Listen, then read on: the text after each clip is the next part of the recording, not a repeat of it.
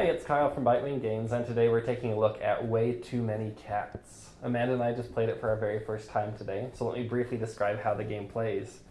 You are adopting cats from an adoption agency, and you'll be placing them on your player mat. You have a 4x4 grid, and so over the game you can collect up to 16 cats. You will also be able to collect kittens and other items. The cats will be played out and they will each score points in different ways, both how the card shows and also there's a symbol for each of the cats. So you'll be able to score points. If you have yarn, they're worth 2 points apiece. The fish give you more points if they're next to other cats that have yarn. So a lot of different methods of scoring for how you place the cats and where you place the cats. The kittens will score points if you have a variety, having 7 of the different types of cats, or if you have 4 of the same type of kitten. You'll also score points that way. So now that you know the basics of how to play the game, what did you think? Well, I get to go first? Yeah, sure, you can go first. Okay, so let's see. I thought it was fun. I thought it's good for all of you puzzly type people who like figuring out how things fit.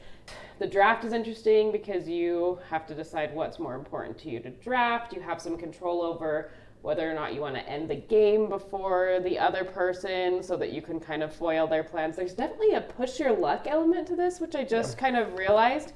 That's kind of fun because it kind of like combines the more, what are traditionally almost like kind of more solitary games and more analytical games.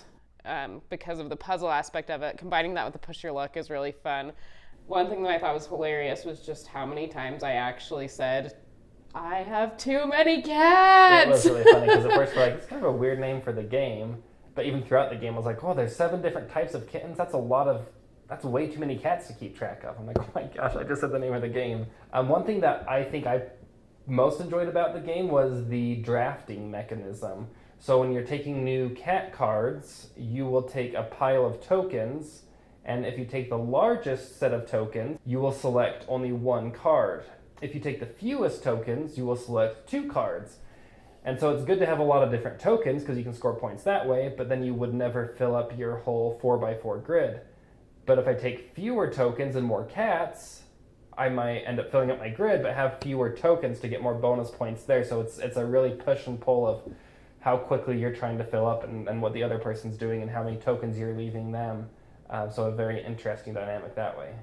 Yeah, well, and similarly with the draft, as you're trying to collect the exact right number of kitten tokens, you can take a really big pile that's going to get you everything that you need, but might have 1 or 2 things you don't need, which translates to negative points, or you having to create a new pile, or finding somewhere to put your kittens. Yeah, it got pretty stressful sometimes where you're like, oh my gosh, that's exactly what I want. And then you'd add more tokens to the pile. You're like, no, now I'm going to get 1 extra kitten, way too many cats. And you're like, I don't know where to put this because I'm going to get negative points for it. And there is a way to put kittens onto your board by discarding some certain tokens that you have. But all in all, I thought it was a really fun game. It's, I think, a great game for families. There is a little bit more scoring involved than some games as far as keeping track of what goes with what and what the symbols mean.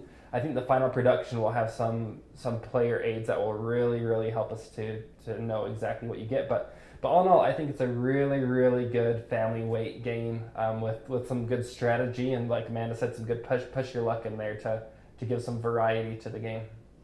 Yeah, I mean, I feel like it's similar to, like, we talked about Between Two Cities, if you've played that and like that, but kind of fun to get your own control versus sharing control. Also similar to Cascadia, but again, has a kind of an additional element with the push your luck aspect that you don't really have as much in Cascadia. So. Right.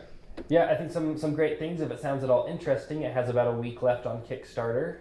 If you're into cats and very cute cats, go ahead and check out the Kickstarter. We'll have the link in the details below. Until next time.